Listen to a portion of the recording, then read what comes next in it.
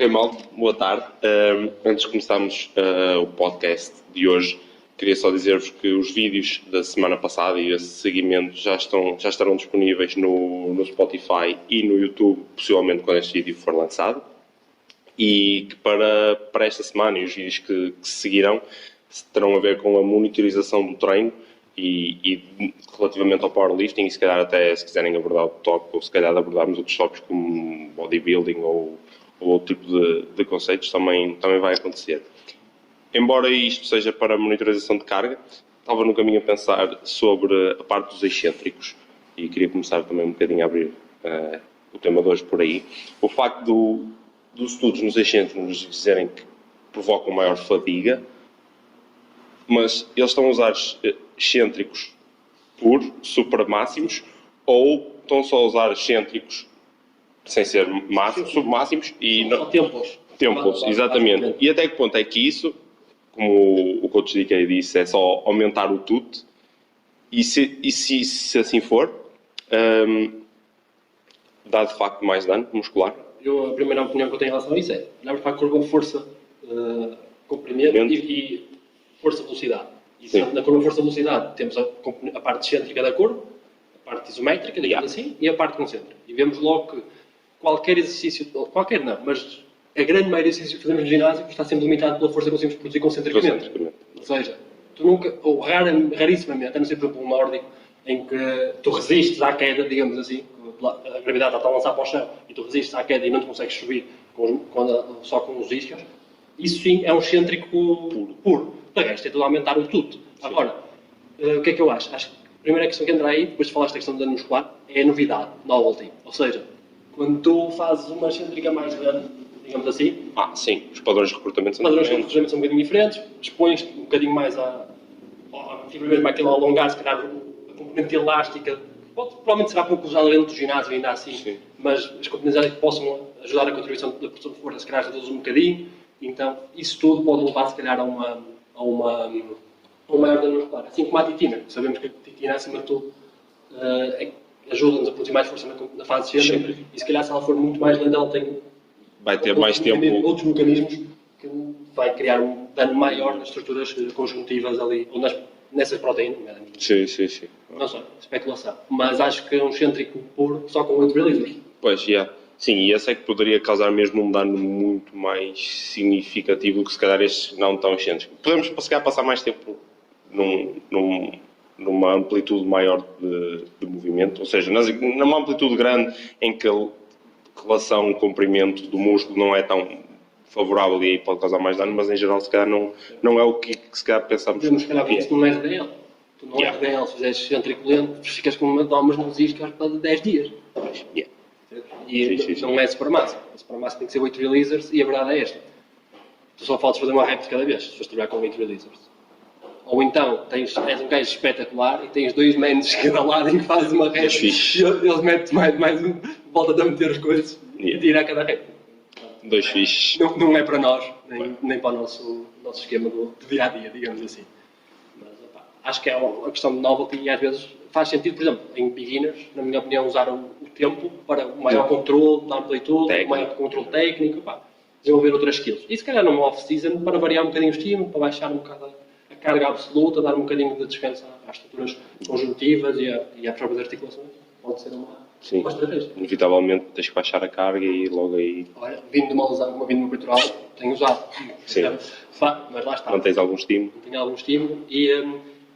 sendo uma contração mais lenta, a probabilidade de lesão é mais reduzida. A verdade é essa. Porque, normalmente, movimentos mais rápidos tendem a poder ser mais erro associado. Então, e mais força imprimida rapidamente. Sim. Testa muito mais os limites do sistema. É quase aquela questão de quando fazes altitude landings, uma pessoa não tem noção, mas de repente levas com 400 kg em cima e nunca vais fazer isso no squat. E são 400 kg muito rápido. Ou sprint. Podes fazer um squat, mas estás lá em cima, drop e catch. Mas aí não vais pôr 100 kg na barra. Não. Exato. Aí não se vai fazer isso na barra. Mas é uma forma de fazer isso sem ser um altitude drop. Se calhar podias testar isso lá na plataforma e se calhar ver quais eram os valores. Só para brincar. Com 100 daquilo, por exemplo, um drop and catch. Só para perceber. Qual é mas sabes com 40 RFD. Mas já não tenho a ideia. A RFD excêntrica e perceber qual é a dimensão da carga. Passando para a monitorização. Passando para a monitorização de treino. Primeiro, porquê é importante, Jorge? Porquê é que serve? Tu usas monitorização de treino? Sim, porquê? Sim, primeiro para perceber qual é o impacto que aquele plano de treino teve em determinado lift, portanto seja squat, bench ou deadlift, e para perceber se de facto estou a conseguir recuperar tendo em conta o volume de treino que estou a fazer, o volume ou a intensidade e a mistura dos dois que estou a ter no plano. Ou seja, se constantemente, semana após semana, desde o início até o final do treino, semana após semana, as coisas estiverem a crescer de uma forma muito grande, se calhar não é se calhar estou a fazer algo errado, provavelmente ou o volume ou a intensidade, ou as duas coisas estão erradas. Ou a minha recuperação. Ou associação de exercícios, ou muitas outras exatamente. Recuperação fora do treino, pronto, há outros fatores que nós... Isso é aquela questão no treino, que a monitorização é importante, mas nós podemos tentar o mais que quisermos controlar todas as variáveis, mas é impossível. E não vai dar. Sim, é preciso ter a noção que se calhar aquele volume já foi ideal para mim quando eu dormia bem ou quando não tinha outras preocupações. Noutra altura da tua vida. Exatamente, a própria life load, quando começas a trabalhar no ginásio, de repente passas de estar no sofá a tarde toda para levantares, além do teu treino, levantares, se calhar, uns extras de 2 toneladas, mas 2 toneladas extras vai ter um impacto que vai afetar a tua recuperação em planos de treinos que são iguais e que antes eras capaz de recuperar e que agora não és. Mas a ideia é basicamente então perceber qual é o impacto daquele plano de treino e a minha resposta a ele em relação aos meus lifts, se eles estão a aumentar ou a diminuir, e perceber se a minha capacidade de recuperação está a ser suficiente tendo em conta o que estou a fazer. Não acho que os lifts devam estar sempre a aumentar. Se tiveres, na minha opinião, se estiveres numa fase em que estejas de volume, que tenhas muito volume de treino e o teu objetivo é hipertrofia, se calhar tens um decréscimo de 5% ou de 10%, eu não tenho nenhum valor de referência, mas se eles descrescerem 5%, não vejo mal nenhum nisso, desde que a queda não seja muito abrupta e de repente, porque achavas 200 kg, o teu máximo é 180 a morrer. Isso é aquela questão que eu acho que é. Primeiro é a pessoa definir os objetivos do bloco, lá está. Yeah. E perceber que se o meu objetivo é desenvolver a capacidade de expressão de força máxima em alguns lifts e aquilo não está a subir ou está a manter com tendência a crescer, significa que provavelmente o volume, a intensidade, a sensação de exercícios, tudo isso pode estar não otimizado para aquilo que era o meu objetivo. Agora, se for, como estava a dizer, e vai numa fase de acumulação de volume, se calhar um atleta muito bem treinado, dentro da força máxima, o objetivo é manter ou ter um decréscimo de até 5%. Yeah. E, por exemplo, eu noto muito isso com o squat, em que eu basta só trocar algum exercício para pôr pins. Imediatamente a minha força máxima, a capacidade de expressão de força máxima sobe.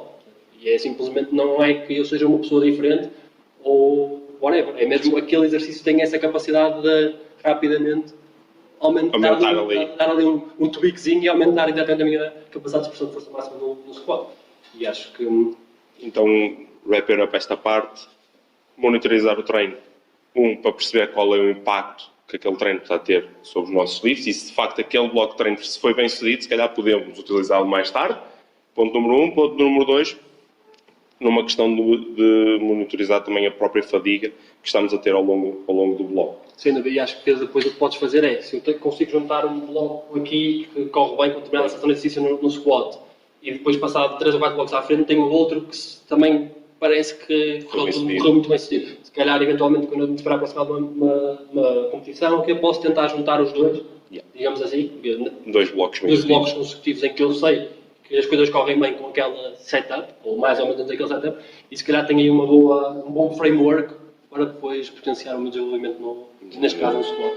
E por daí a monitorização ser espetacular para isto, para eu saber por onde é que vou e como é que tenho andado e qual é o impacto do treino. E acho que, nesse sentido, e nós já falámos nisso logo nos nossos primeiros vídeos, da especificidade e da maneira como até progredimos a especificidade ao longo dos blocos, e agora a vermos o Mike Teixeira, cada vez mais percebemos que essa especificidade tem que ter em conta a individualidade e que nem toda a gente vai responder bem a high intensity e que se calhar esse bloco bem sucedido foi quando utilizámos, por exemplo, squats para weights e foi quando o nosso máximo aumentou mais.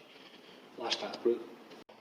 E como eu te estava a dizer, essas questões da monitorização, além de percebermos a fadiga e o impacto do plano de treino, ajudam-nos também a perceber quais os exercícios e quais as rep ranges que melhor respondemos a esses determinados exercícios e que dão um maior carry-over para o nosso lift. E esse conceito da especificidade, e à medida que chegamos ao momento competitivo, temos que aumentar essa especificidade, e então provavelmente os lifts vão ser para 3, 2 reps, e a vermos cada vez mais o Mike Tashir. Ele até deu o exemplo do Brett Gibbs, em que o deadlift dele, o bloco competitivo antes dos Worlds, ele estava a fazer deadlifts para 8 porque era onde tinha a maior subida da sua 1RM. E se nós não monitorizarmos isso, como é que vamos perceber essa resposta individual de cada um? E se pensarmos na individualidade, temos que perceber que somos todos diferentes, e se calhar, para mim, deadlifts para 3 reps é o melhor, mas para ti vai-te queimar o sistema. E se não monitorizar... Não vai dar origem a uma boa resposta. Exatamente. Basicamente, a monitorização serve para isso mesmo, para que conseguimos sermos capazes, ao longo do tempo, sabermos planear melhor para nós próprios e para as pessoas para qual nós planeamos o treino. Que é isso que é importante. Ou seja, a literatura pode nos dar o average, ou seja, a média de quando começar, e a partir daí a pessoa começa ali, vai monitorizando, vai vendo a resposta e vai se aproximando cada vez mais daquilo que o indivíduo melhor responde a longo prazo. E como também tínhamos dito anteriormente, isso é muito fixe, principalmente se conseguires, como o Mike Teixeira disse, depois montar uma série de blocos. Imagina se tu a cada 4, 5 blocos encontras um bem sucedido, depois se calhar isto ao longo de 2, 3 anos, já juntaste uma série de blocos que sabes que conseguem crescer um em cima do outro.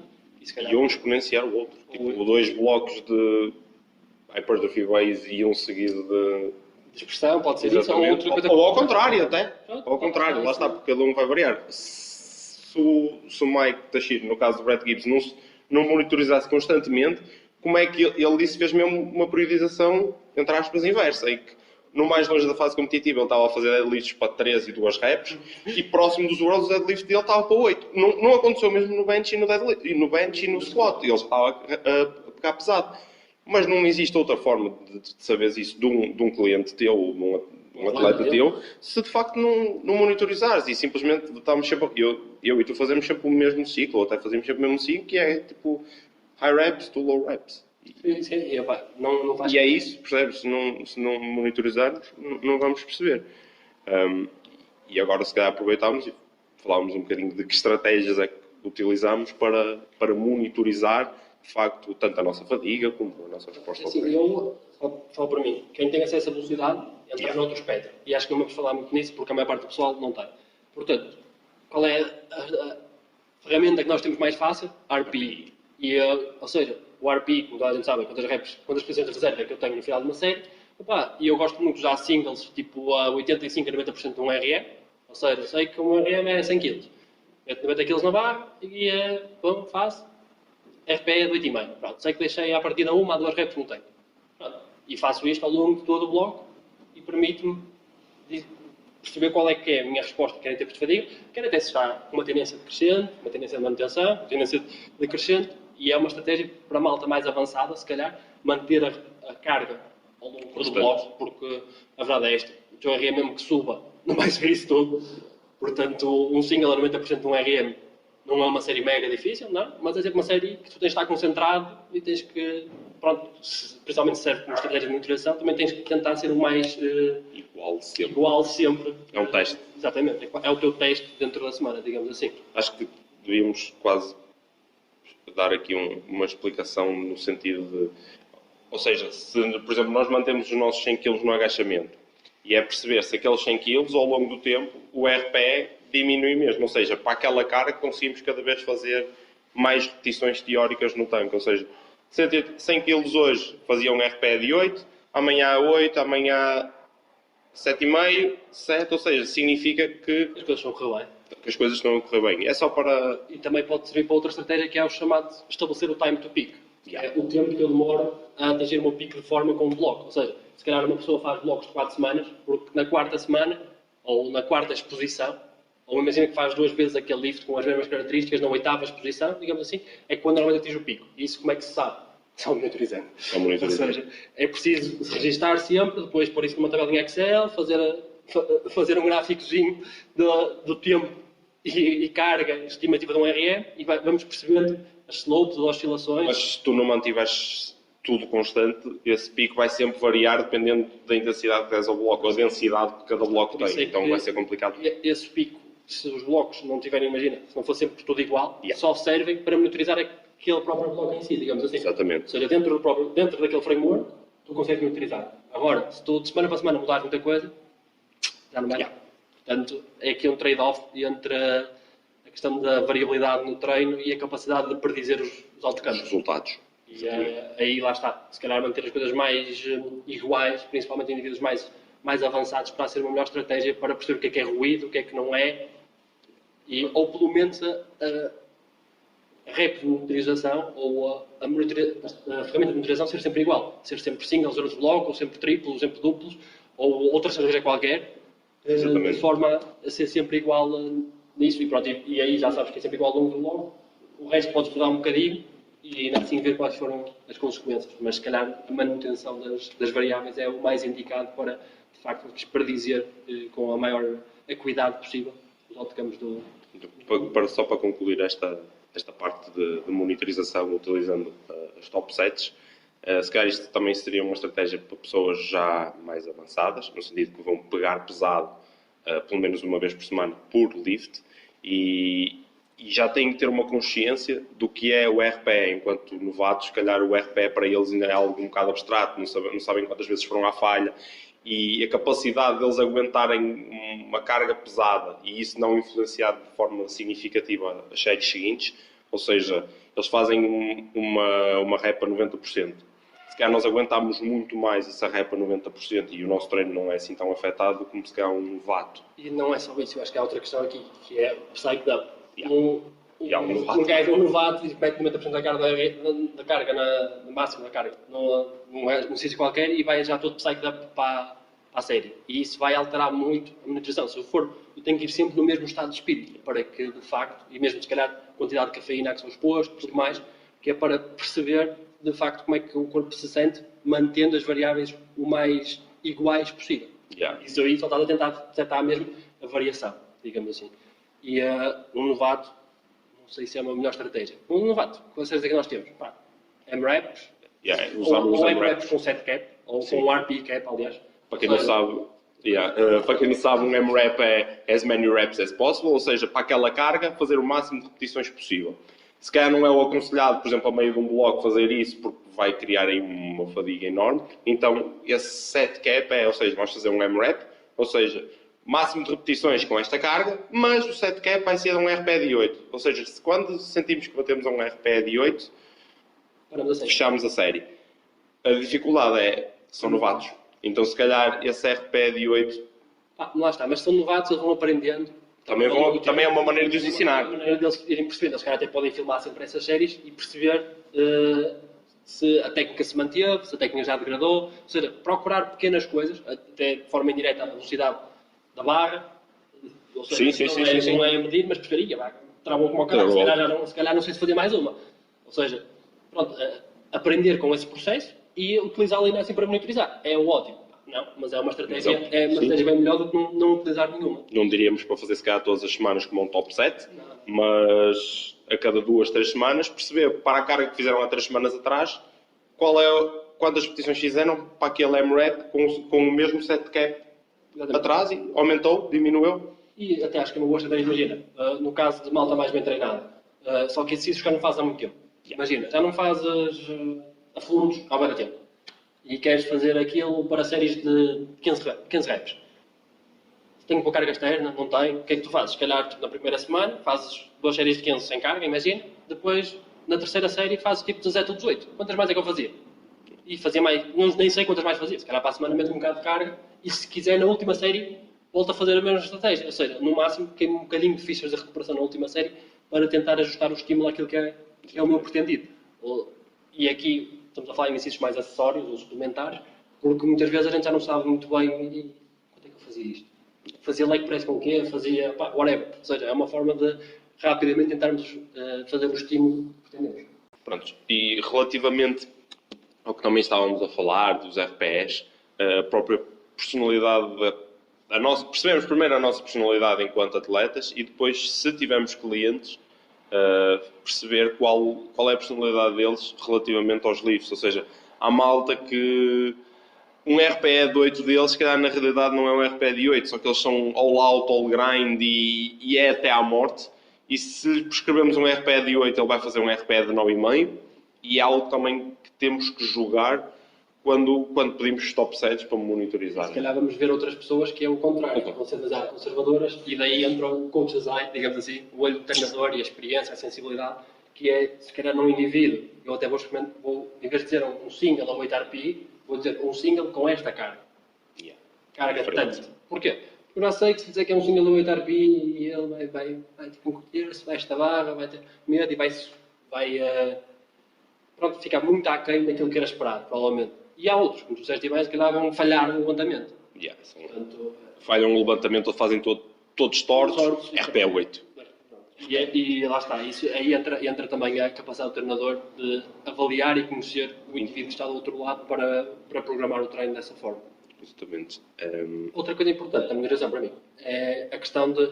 Falamos um bocadinho do volume, intensidades e fins. É a alocação da frequência. Porque imagina, a frequência muitas vezes diz que é uma forma só de alocar o volume. A questão é, se eu fizer 15 séries de agachamento no dia 1 e só passado uma semana fazer 15 séries, eu a partir da minha quarta, quinta série, se calhar a qualidade do treino vai começando a perder. Se calhar se ver aquilo por 3 dias, tenho um outcome, se calhar de velocidade média perante a mesma carga, maior. Velocidade média ou RPE, para quem não está habituado a... O RPE mais baixo, para a mesma magnitude de volume de treino. Ou seja, para que é que será a moderação também? Para perceber às vezes, ok, eu faço o peso morto uma vez por semana e sinto relativamente bem. Vou experimentar 2 vezes. Só que não vou fazer o mesmo volume, se calhar numa sessão. Vou reduzir um bocadinho o volume aqui e vou colocar outro volume na segunda sessão. Se calhar uma microdose mais pequena e uma satura um bocadinho mais ou não, dependendo depois da estratégia.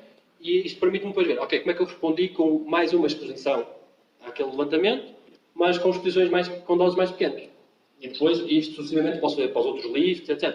E estes fatores vai nos ajudar também, lá está, uma questão de individualização do treino, para perceber, ok, eu se calhar squat sinto-me bem com 2 vezes, se subir para 3 não dou diferença nenhuma, imagino. Ou se calhar bench, 2, sinto-me bem, 3 sinto-me ainda melhor, e 4 já começo a perder um bocadinho, ou não. Ou seja, é questão também de experimentar um bocadinho. Agora, não podem ser, entre aspas, parvos, no sentido de, eu faço uma sessão, estou obrigado a fazer uma sessão com 10 séries, então vou pôr, e o meu volume total deste levantamento são 12 séries por semana e vou pôr 10 mais 10. Eu não estou mexendo na frequência, mal. Estou mexendo na frequência e no volume de uma forma absurda. Ou seja, pode ser também mais uma forma de monitorizar e de individualizar o processo de treino ao longo do tempo. E mesmo, eu não sou o mesmo indivíduo, não me comporto da mesma forma perante o treino que me comportava há 3 ou 4 anos atrás. Ou seja, é algo que a monitoração permite que nós vamos ver como é que reagimos, porque imagina, eu, primeiro plano de treinos que fiz, eu subi os meus números para caralho, vou repeti-lo. Se eu agora fizesse um 5 na altura as coisas subiam. E mesmo já sendo treinado, o mesmo plano de treino de quando eras treinado há 2 anos, não significa que 2 anos depois vá garantir. Ou até pode resultar minimamente bem, porque é algo que já tens como um esquema, um framework, lá está, que normalmente traduz bons resultados para ti. Mas isso só é possível nós tirarmos essas conclusões. Mais uma vez, monitorizando. Ter um registro do que é que acontece. É fundamental para percebermos como é que estamos, como é que tem vindo a progredir o treino ou não, e para vermos como é que estamos a nível de fadiga, muitas vezes até para estamos um bocado mais fartos de treinar. Tivemos assim um bloco de treino assim, 1 ou 2 ou 3, ou mesmo a vida em si, digamos assim, está muito pesada, se calhar baixamos um bocadinho, permitimos que os números baixem um bocado, se calhar daquilo que a gente falou, naqueles 5, 10%, e quando nos sentimos outra vez com mais vontade de treinar, voltamos a pôr a carga no acelerador e vamos lá. Pronto. E a monitorização é importante para isso, para percebermos quanto é que perdemos, se é que perdemos, e para depois não panicarmos. E eu já não treino com treinamentos e agora parece que morri, perdi 30% da minha força. Não, calma, isso é difícil de se perder. Aqui não perdeste. E isso é importante. E pronto, mais chigazinha. Para quem tiver a sorte de poder ter VBT, o Velocity Based Training, é fixe porque vocês têm um indicador subjetivo, que é o vosso RPE, e podem ter um indicador objetivo de velocidade, que é, eu fiz 150 kg, 0,40 metros por segundo. Semana 1, semana 2, 140 kg, 0,42. Semana 3, 0,46. Ok, se calhar o 0,46 já indica uma diferença relativamente significativa face à semana 1. Isso serve também mais um indicador que nos pode ajudar na prescrição de treino e monitorização. Uma parte também tem, para quem quiser, tem no Reactive Training Systems, nas aplicações da página, tem lá uma tabela, conseguem criar para cada exercício quase RPE para a carga, ou seja, aquilo... RPE é para precisar de RM, não é? Ou carga. É uma custom based, Yeah. ou seja, Sim. conseguem personalizá-lo à vossa própria resposta ao treino. E ele diz, quer um agachamento com um RPE de 8, ele vai-vos dizer a carga porque aquilo está personalizado para vocês. Exatamente. E lá E está. é fácil de criar. Porque é aquela questão da variabilidade, da intervariabilidade, que é, se calhar o Jorge faz um triplo com 85% de um RM com RPE de 5, imagina, Yeah. que é um outlier, digamos assim, e eu se calhar faço um triplo com 85% de um RM com RPE de 2. Até porque a variação, a média acho que era tipo naquela dos 75%. A média era aqui 8, 10 repetições. A média acho que era 10 e havia malta a fazer 20 e malta a fazer 6. Yeah. Acho que era uma coisa assim. E se eu sou um 6 e tu és um 20, para a mesma porcentagem, Provavelmente as reps in o reserve. estímulo é muito diferente e a magnitude do estímulo é muito diferente entre os indivíduos. Portanto, Exatamente. monitorizem e personalizem, porque isto vai fazer diferença a longo prazo. Exatamente. E para finalizar, então, maneiras de monitorizar o treino a partir do RPE. Antes de mais, top sets ou M-reps com um set cap e perceberem para a mesma carga a variação do RPE ou para aquela carga para o mesmo set cap a variação de repetições que fazem ao longo do tempo. Os top sets, se calhar, fazer num weekly basis. E eu consigo só uma coisa nos top sets. É, para o mesmo bloco, definam sempre o mesmo número de repetições. Porque é assim, eu estar a estimar que uma top set de um triplo, ou um top set de 5 reps, ou uma top set de um single, não vai ter nada a ver. Portanto, têm que manter pelo menos estabilidade ali na... Mantenham o teste, basicamente. Se andarem a mudar muito o teste, Vai dar muito ruído. há muito ruído. E não vou conseguir perceber se de facto há diferenças, se não há diferenças, se estão mais fortes, se estão mais fracos, se estão... whatever. Exatamente. Portanto, mantenham isso. E depois, Monitorizar a fadiga, perceber qual é a tendência para a vossa 1RM, é de subir, ou está a descer drasticamente e então estamos a fazer muito volume. Se for de subir, até porque provavelmente estamos a fazer um bloco de treino bem sucedido. Perceber quais são os exercícios a que respondemos melhor, e não só os exercícios, a maneira como esses exercícios estão distribuídos, a frequência e a intensidade a que fazemos cada um deles. De forma, no futuro, com todos esses data points, conseguimos construir um bloco de treino que seja eficaz para o momento competitivo que se vai apresentar. momento preparatório, Exatamente. que estamos presentes. Ou seja, E depois, se possível, construir vários blocos de treino bem-sucedidos ou blocos de treino que não são tão bem-sucedidos, se calhar, mas que vão potenciar imensamente um bloco de treino que esse poderá, por exemplo, ser um de picking. ou muitas vezes só pela questão de variar um bocadinho o estímulo para Sensibilizar, sensibilizar o indivíduo Sim. ao estímulo de treino. Portanto, assim lá está. Entra aqui um bocadinho da arte, que é perceber quando aplicar um estímulo para ele de facto. Eu sei que normalmente se aplicar este estímulo melhor, e como quero melhorar muito nesta fase, se calhar aplico este estímulo. Mas por exemplo, se for uma fase mais longe e que não me interessa tanto melhorar tanto e até estou um bocadinho farto, entre aspas, ou um bocadinho mais, com menos vontade de treinar, faço uma coisa mais off-season e em que monitorizo na mesma que é para perceber quanto é que estou a perder e para não perder demasiado, digamos assim.